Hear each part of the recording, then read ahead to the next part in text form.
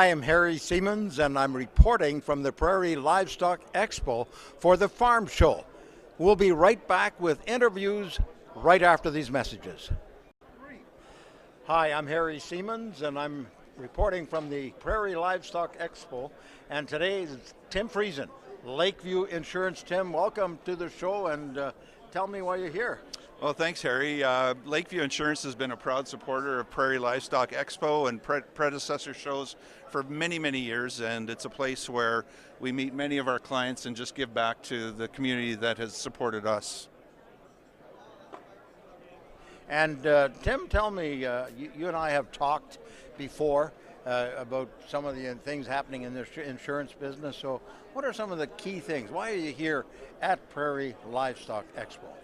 Well, one of the things that we know is that not every insurance broker really understands or has the time to spend with agriculture, and it's something that's always been a big part of the history of our company.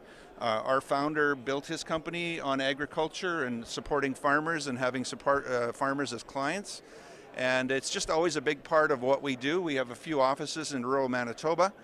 All of them have a big focus on agriculture, and so whether it's hogs or dairy or eggs or chicken or turkey or grain, we have the markets in our office that support that type of insurance.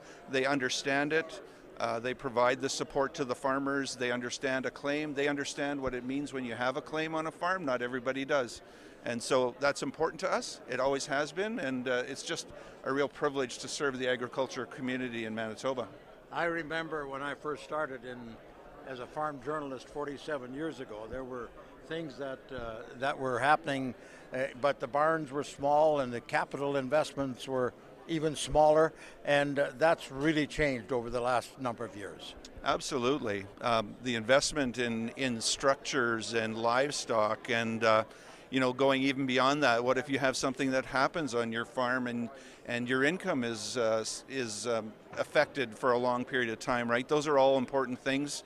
The cost of farm equipment, and what happens if a piece of equipment goes down and you need to go get something to help you get the crop off the field. There's so much at stake these days, right? And so farmers are so good at risk management, and they spend a lot of time looking at things. And then those things that have to be covered off by insurance, that's where we step in and give them a hand. So when we look at all the various things that you're insuring, you talked and mentioned that, but what are some of where do you spend more time in as far as the agricultural industry is concerned? I'd say we probably, because of our situation in Winnipeg and southeastern Manitoba, I'd say our focus is probably a bit more on intensive livestock farming as opposed to larger grain farming. But even that is changing, even in our area here, as smaller farms are going to the side and larger farms are expanding. So we're starting to see more and more of larger grain farms and things like that too. So we're kind of an all-encompassing. If you do farming, whether it's hobby farming or whether you're farming 10,000 acres or whether you have 3 large barns, we have the markets and we have the experience to take care of all of that. So what happens when somebody comes to you and they're looking for advice, they're looking for insurance, and so you need to, one can be a dairy guy, one can be a hog guy, one can be equipment, right? I mean, you do all of that, but where does it start? Well, it usually starts with a visit to the farm, and I always tell anybody that actually wants to hear about what I do for work, the best part of my job is being on the farm, and I just really appreciate the hospitality of farming. It's very traditional that way.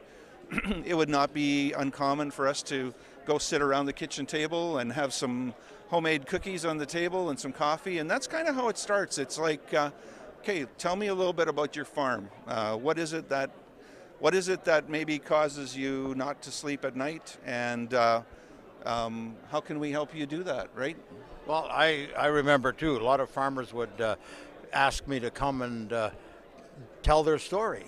Well, guess what? I said, I'll tell you a story, but we're going to do that after a meal around the kitchen table, because that's when you really get to find out where it's at. And I'm sure that's the same thing with you. Absolutely. We make a commitment to our clients. Our larger farm clients, we make a commitment to come see them every year.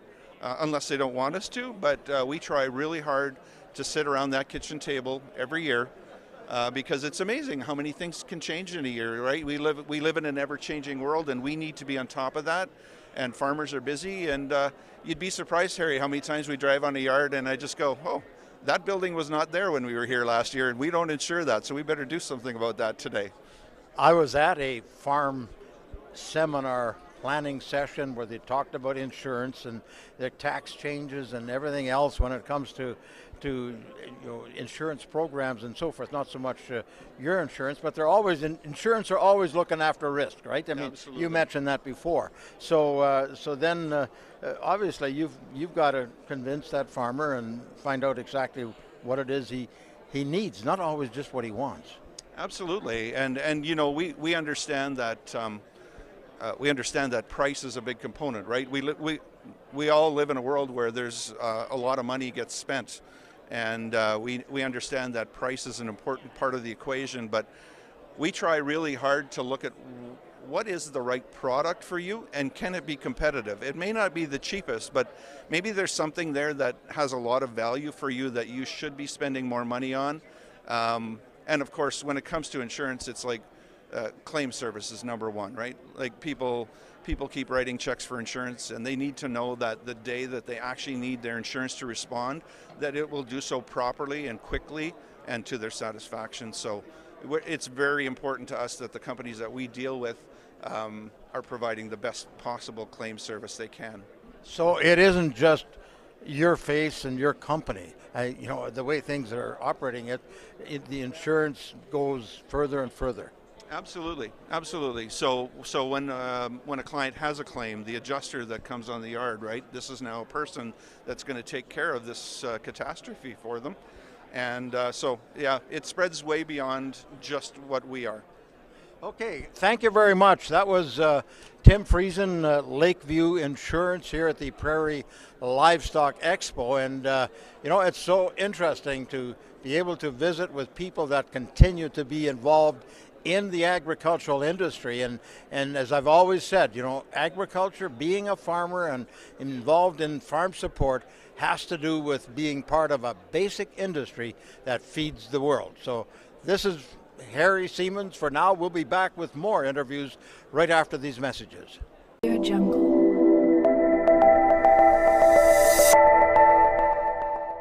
Audio Jungle.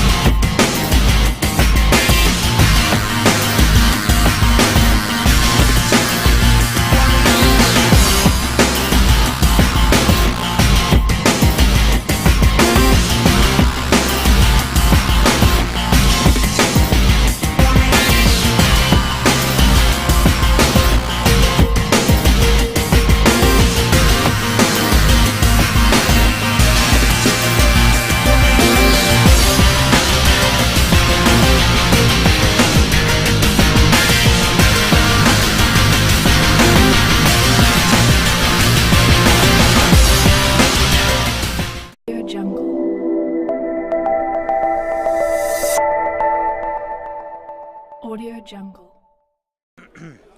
Today we're at the Prairie Livestock Expo, and we're just having a great time talking to various people who are involved in the expo, and this particular segment is brought to you by Lakeview Insurance. But today my guest is Ryan Plett, and Ryan, I see you have a shirt on that says Novid. Tell me, what is Novid?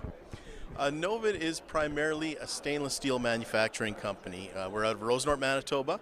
We've been making stainless steel fertilizer, storage, and containment for over 30 years now. The company officially started in 2003, but just like any typical manufacturing company these days, it really started a long time before that with an idea and someone trying to solve a problem.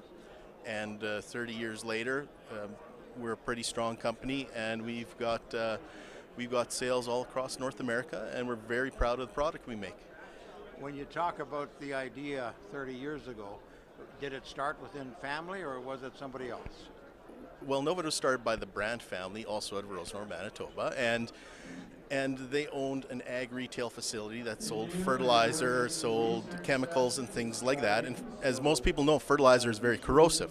And so they had storage and overhead containment that continued to fail after 8 to 10 years because the fertilizer would eat through epoxy. It doesn't always last. You have to do a very good job of how you build your product. And they were getting frustrated at having to replace these products. So they discovered stainless steel. They decided to make some overhead bins of their own. And those same bins are still there at the company 30 years later. Tell me a bit more about that particular product. Well, 304 stainless is the typical fertilizer used for liquid, for on-farm coverage is usually 2800, and 304 stainless just does not react to it. And so people talk about stainless steel as being it's a high quality product, but really the reason it works is because chemically fertilizer just doesn't react with it. Fertilizer reacts with mild steel. It will eat through it. It's not an issue of quality, it's an issue of chemistry. And so if you are fine replacing your mild steel bins every few years because you're storing granular or liquid fertilizer in them, that's fine, that's your right. But if you want to view it as an investment and you're willing to spend extra to get the highest quality product, long term, your return on investment would be way more than what you ever spent replacing your mild steel product. Well, I remember very vividly, my dad was a 1,000-acre farmer in 1960. That was a huge farm. And we had wooden storages, and we had metal storages, and we had outside storages almost, and whatever. So this is obviously a huge improvement. Well, it is. And every farmer has a right to view their money and their investment and spend it in the way they feel is best for them. You can't, some people look at our product and they'll say, this costs extra X amount of dollars, I don't want to pay that much. And some people say, this only costs that much more, that is totally worth the money. It's like comparing a Lexus to a Camry. Both will get you there, but one will get you there, you're paying for a better product. Great, thank you very much. That was Ryan Plett with Novid talking about the company. We're going to take a break and we'll come back with another person talking about the actual composter. So we'll get him on and we'll get him to tell us what the unit is actually called.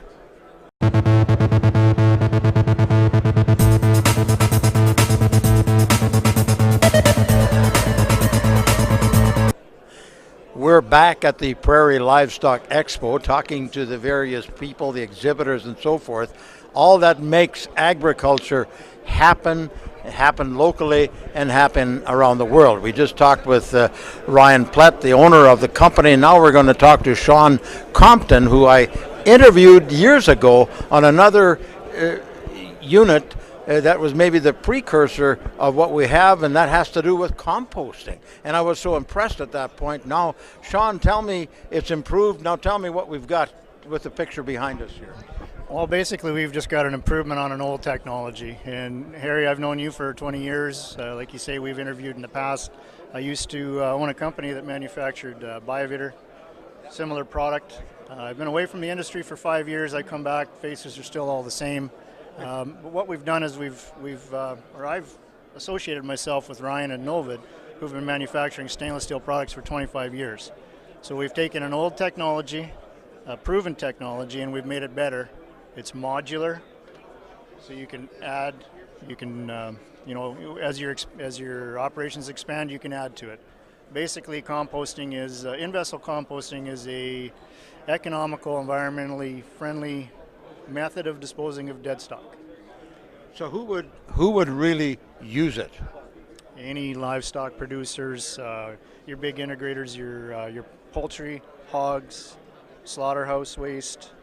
We've been involved with some fisheries. Anything organic that will compost. The Forks Market uses one in Winnipeg. There's school divisions that use it for cafeteria waste. So tell me how it works. Composting is a combination of carbon and nitrogen. It's a natural biological process. Your carbon comes from wood shavings or a similar product. Your nitrogen comes from your dead stock, your animals. You mix them 1-to-1 on a volume basis. So you would load them in the loading zone, and the machine will rotate off and on throughout the day, and the natural microbes just turn it into compost in 7 to 10 days. It's pretty amazing. I remember when we did the article way back when, that at that point you had to be careful where you disposed of the finished product. So what do you do now? The finished product, it's come a long way. People understand the technology now. They understand the science. It's a pathogen-free product coming out of the end, so it can be stockpiled to continue composting and then just spread on the land. It's safe, environmentally friendly. You're not putting dead stock in landfills. You're not burying them for groundwater contamination. A lot of the integrators looking at systems like this are doing it for disease pressure reasons. They don't want truck traffic coming back and forth picking up dead stock. So when you look at this unit, I mean, the way I understood it then, you could put a cow into it, you could put a pig, or how does that work? Maybe we have larger models that you could physically put a cow in. Now, with cattle, because they're such a large animal, you'd want to quarter them because they're tough to get in, and they take a longer to compost if they're not broken into smaller pieces. So you're, as Ryan told us, you're selling product all over North America. We're actually selling product all over the world on the compost side. The tanks, freight-wise, is a little difficult to go overseas. With the composter, because they're modular, we can break them down, we can ship them easy. They're quality built, and they'll last a lifetime. So we've got markets in Taiwan, in China, North America. And so the reception then, is it a hard sell or an easy sell? It's a medium sell. It depends who you talk to. If you sit down and really explain the economics and the disease pressures to people, it makes sense compared to the alternatives. So what are the components involved in the unit? You have an inner drum that's made out of stainless steel, butt welded, 2 inches of polyurethane foam insulation sprayed on, and then it's wrapped with a stainless steel shell. So it retains its heat. The microbes do all the work. You don't need extra mechanization. It's just a simple, easy to use system. I remember years ago when BSE hit and a farmer had some dairy cows that were worthless, right? So he buried them. And he invited me over to come and I think about 7 days, maybe not even, you could walk right by and you couldn't smell anything. It was looked after, and he'd done it right. I mean, of course, at that time, burying in the ground was frowned upon by government, right? Right. So this obviously takes that concept, but really makes it work. It takes a composting process and controls the environment. Bunker composting, where you have concrete bunkers and you layer your animals in wood shavings or a carbon source, takes a month or two for the animals to completely break down, and you have to physically open the piles and move them from bunker to bunker. With in-vessel composting and the NovaComp, it controls the environment, so it takes that process down to a 7 to 10 day window. Are there any permits that a producer has to go through in order to put one on his yard? No, we've done all the testing on the compost systems themselves, on the end product. So we have all that data to back up the producers. You can purchase one today and install it tomorrow, no problem. Boy, so things have really changed since we did that first interview some 20 years ago. They have, from a lot of work on individuals' parts like myself on promoting it properly, and most of it's in the management. Okay. Great. Thank you very much. That's Shawn Compton with Novid, and we're had an interesting discussion. And it's funny, even at my age, I learned things. When I did an article years ago, how things have changed. Some things stay the same, but other things change. So once again, we'll be back here at the Prairie Livestock Expo after these messages. At Super 8 Winnipeg West, we have your comfort in mind with free Wi-Fi and free daily Superstart breakfast. We also have guest laundry facilities, a state-of-the-art fitness center, and a jetted hot tub. Sleep well in a spacious guest room equipped with plush new bedding, a 50-inch flat-screen HD TV, microwave, mini refrigerator, and Keurig coffee maker. Or book a suite with a kitchen, ideal for extended stays. Super 8 Winnipeg West, located just inside the perimeter on Portage Avenue.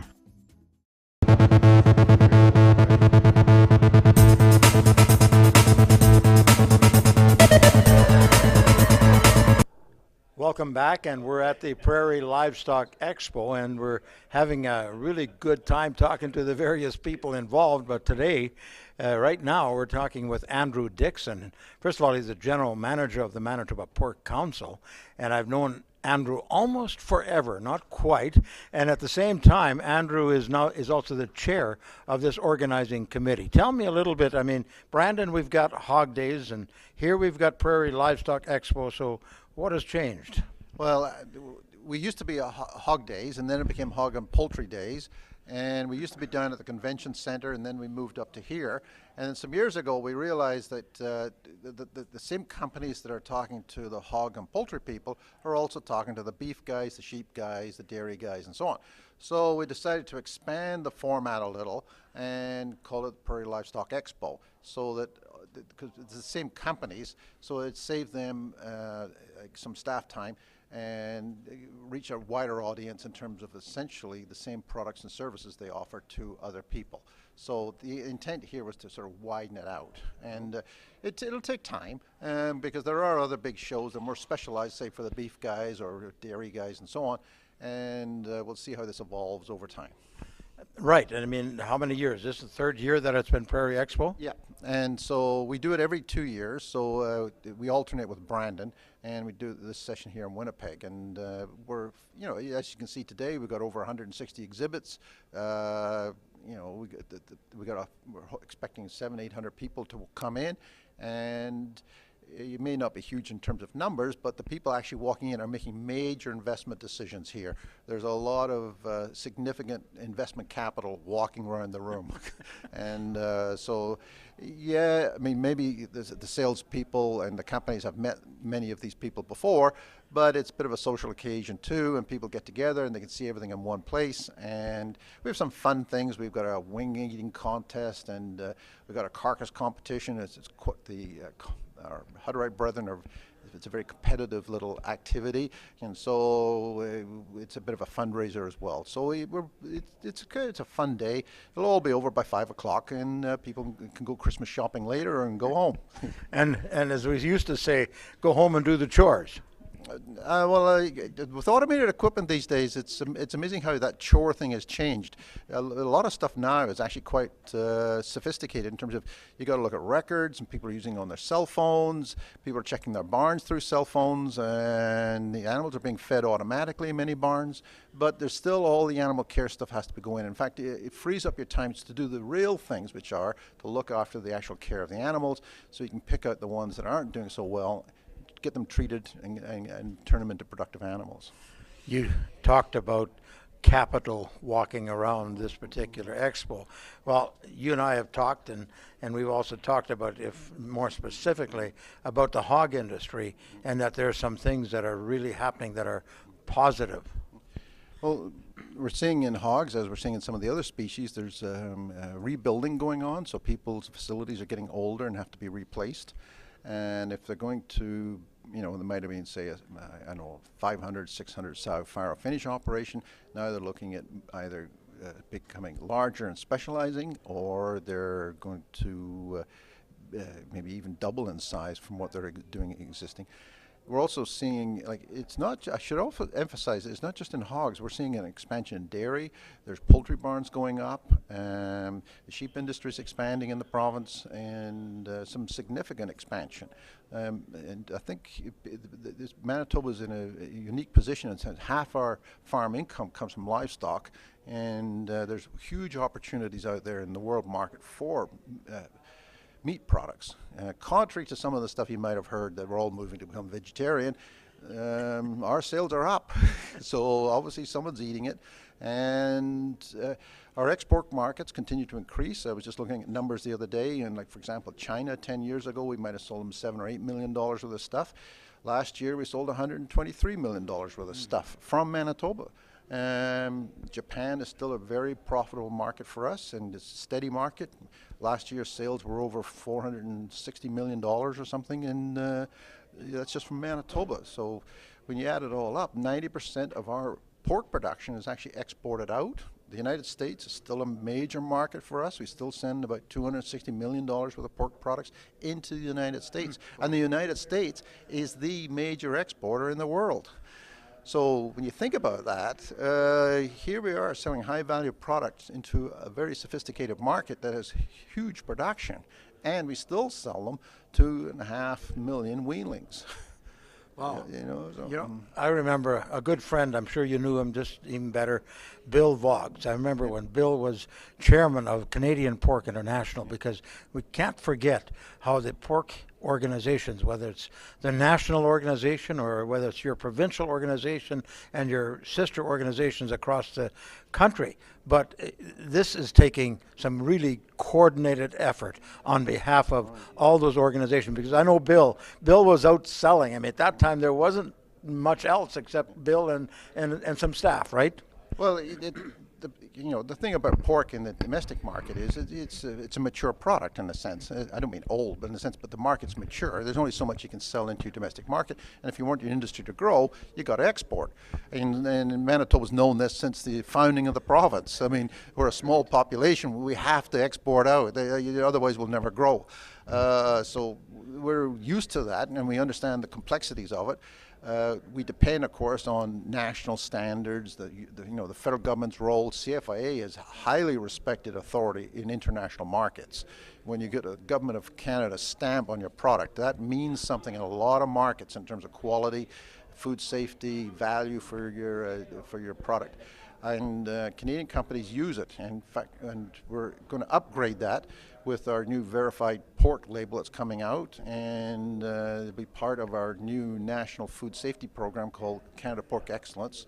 So this is all going to be launched in 2019, and we're very hopeful that that'll help improve sales, and if anything, hold on to the sales we got, because we got huge competition from the United States, and in the background, Europe is still a major competitor. So we can't pretend that we've got, like, with all these trade agreements, like the Americans are getting trade agreements as well. So it's very, very competitive. I remember when the organization started to come on stream, checkoffs, the dreaded word checkoff to producers. At one point, that's what it was, right? I mean, but if it wasn't for that checkoff in part, you wouldn't be doing all these things. Well, we get very little concerns from our members about the checkoff. It's the way it's set up is the provincial government essentially gives us like a taxing authority. It's like a levy, and they do it because producers have asked for it, and they continue to support it, and we report back to producers how the money's spent. Producers are in charge of how the money's spent, and so we try to make sure we get the best value we can. I mean, all we can do is assist the industry to do its job, and we do things that it's somewhat difficult for individual companies to do. We do the things that they find difficulty doing, and so we make that work. And usually it's impediments to business and work on government policy, for example, and say in the domestic market, like can you build a barn, can't you build a barn, working with local municipalities, that sort of thing. And then on the export side, through Canada Pork International, which is a joint venture between the producers and the processing companies in Canada to promote the Canadian product. And then the individual companies, of course, go out and sell their brands within that umbrella, and you know, the major processors have offices now in Japan, in South Korea, China, and so on. You recently were at an opening of a new barn up at Elkhorn, Manitoba. Peter David Wallner, I had a chance to visit with him. He sent me a picture of you and him and George Matheson. But I was taken with my camera. Oh, yeah, right, okay.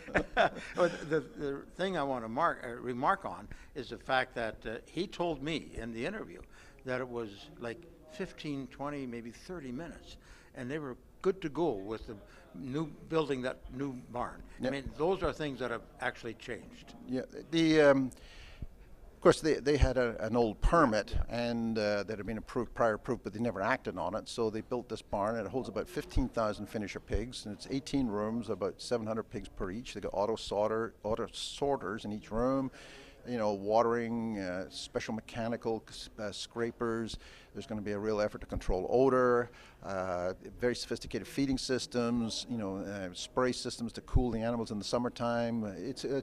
And a very solid building. It's made with essentially concrete walls with some plastic sheathing. And I mean, that building will last 100 years.